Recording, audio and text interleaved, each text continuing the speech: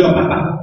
Et vous savez, la meilleure façon de les enseigner, les frères et les sœurs, et surtout papa, c'est de leur donner le bon exemple. N'oubliez pas que les enfants sont d'excellents observateurs. Donc le Seigneur, il reste pour nous chrétiens le modèle le plus parfait. Nous n'avons jamais vu nous donner le bon exemple. Au contraire, Christ nous donne l'exemple qu'il est un enseignant. Et nous le voyons chaque fois, à chaque fois, il édifie, il élève, il console, il exalte son Église. Ainsi devrions-nous être, papa, des exemples pour nos enfants. Le Père est non seulement un enseignant pour ses enfants, mais il doit être aussi un leader, un chef, une autorité. Et là, je comprends lorsque, assez souvent, on prend le Père comme quelqu'un qui dirige qui, corrige qui, a de l'autorité, qui exerce son autorité. La première idée, effectivement, qui vient à l'esprit, quand on parle de papa, c'est quelqu'un qui établit les règles, c'est quelqu'un qui corrige. Mais oui, les enfants ont besoin d'être corrigés. Les enfants ont besoin d'être disciplinés. Pour devenir les adultes responsables, ils ont besoin de discipline. Certaines fois, dommage, certains papas croient que la discipline, l'autorité suppose traitement sévère, suppose des menaces, suppose des propos blessants. Or, dans la Bible, la discipline parentale n'est pas associée à la dureté. Au contraire, elle est associée à l'amour, à l'exemple de Dieu, selon Hébreux chapitre 12. Le père, en tant que patriarche de son foyer, a la grande responsabilité de jouer son rôle de dirigeant vis-à-vis de ses enfants. Il a le devoir de contribuer à créer un foyer où l'Esprit Saint puisse demeurer. Il doit participer activement à l'établissement des règles et de la discipline familiale. Et ces règles doivent être établies sur le Seigneur.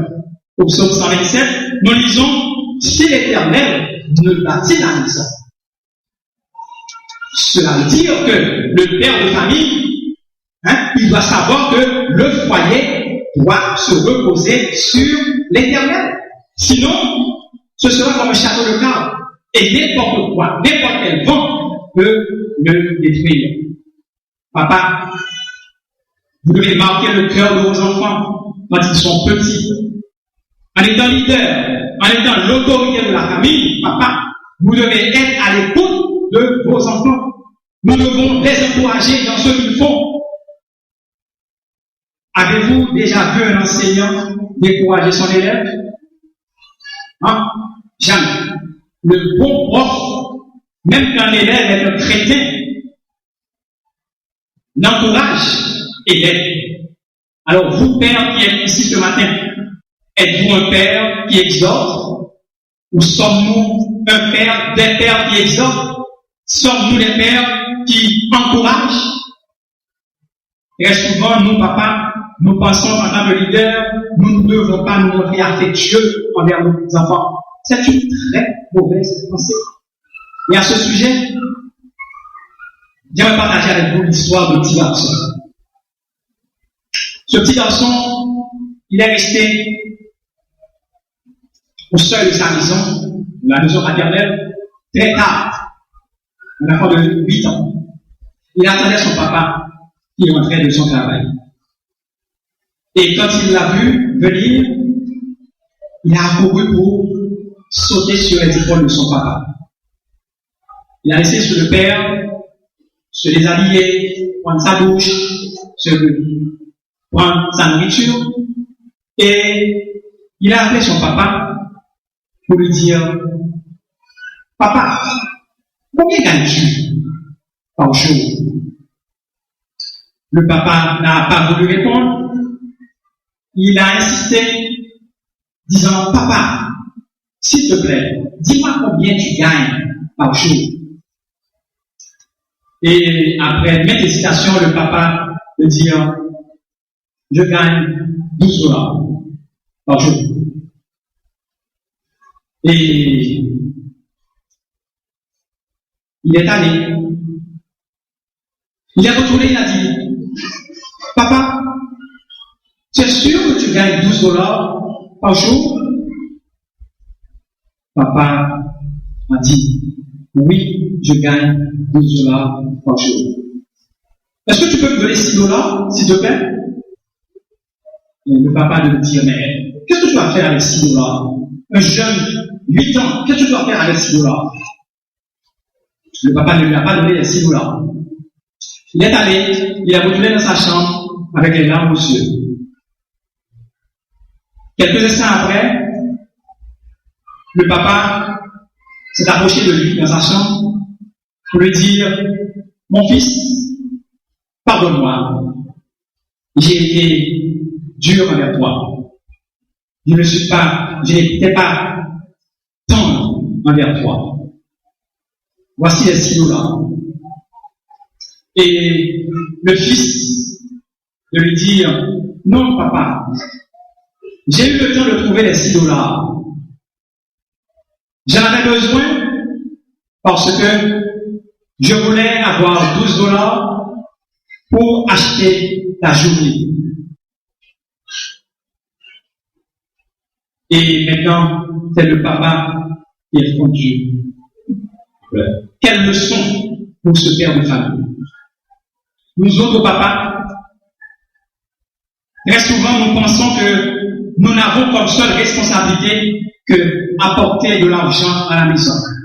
Nous oublions que nos enfants, notre femme, ont besoin de notre temps, de notre écoute en tant que leader de la famille. Et là maintenant, je parle surtout au pasteur et à moi-même.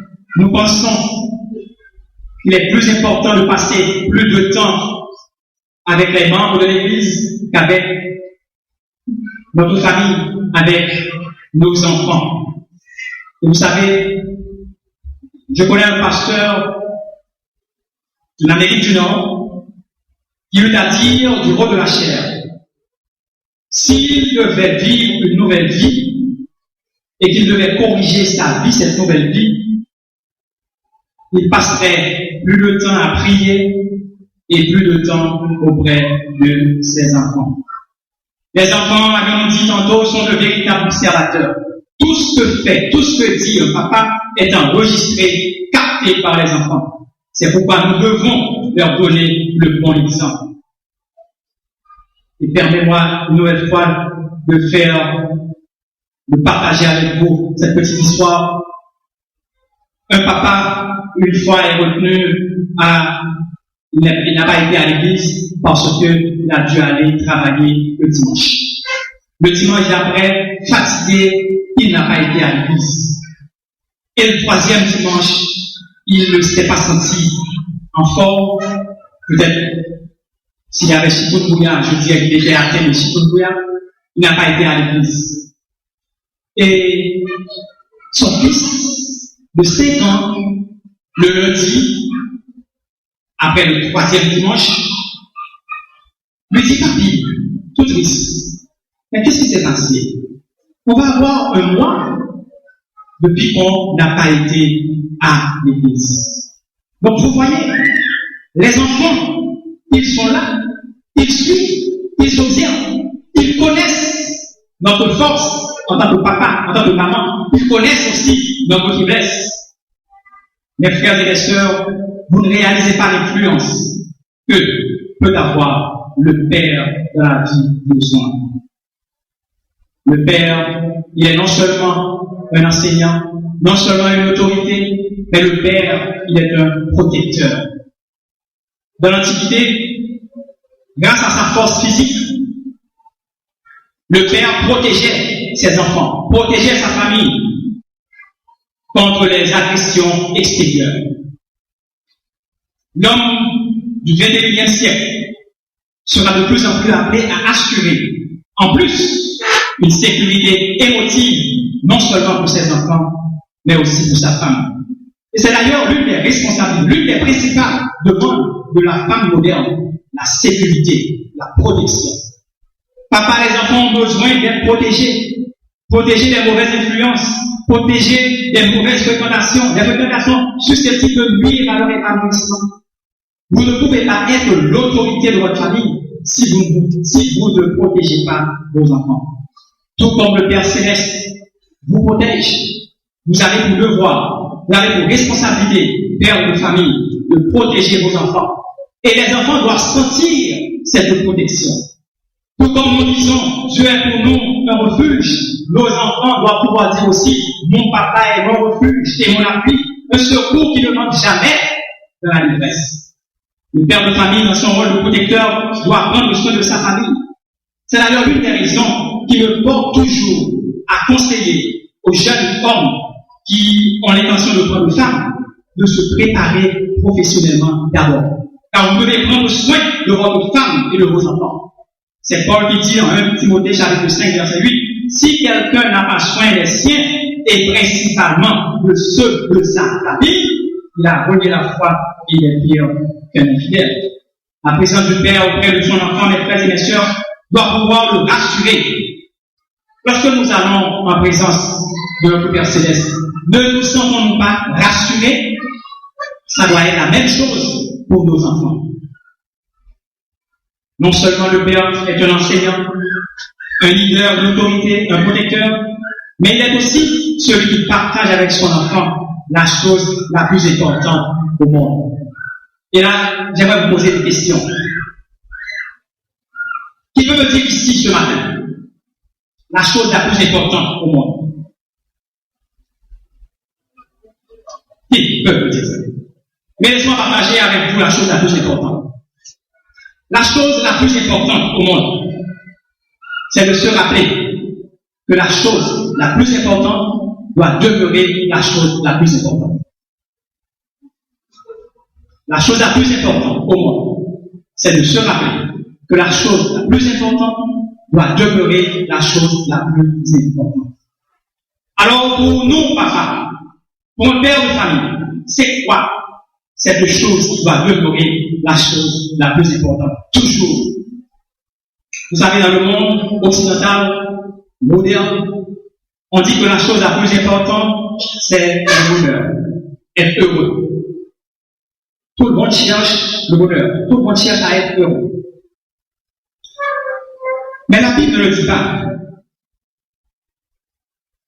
Beaucoup de parents le pensent aussi, moi aussi. Parce que nous disons, pourvu que nos enfants soient heureux. Vous savez, cette philosophie est moderne. Car autrefois, ce n'est pas ici. Autrefois, il y avait des valeurs. Il y avait des valeurs de noblesse, des valeurs de sacrifice. Nous n'avons qu'à nous rappeler du naufrage du Titanic. Lors du naufrage du Titanic, on disait, les femmes et les enfants d'abord. J'en doute fort, si ce matin, Titanic devait couler, si ce serait la même philosophie. J'en doute fort. Alors maintenant, c'est moi, c'est mon, c'est ma famille. Et en anglais, on dit me, myself and I. C'est comme ça.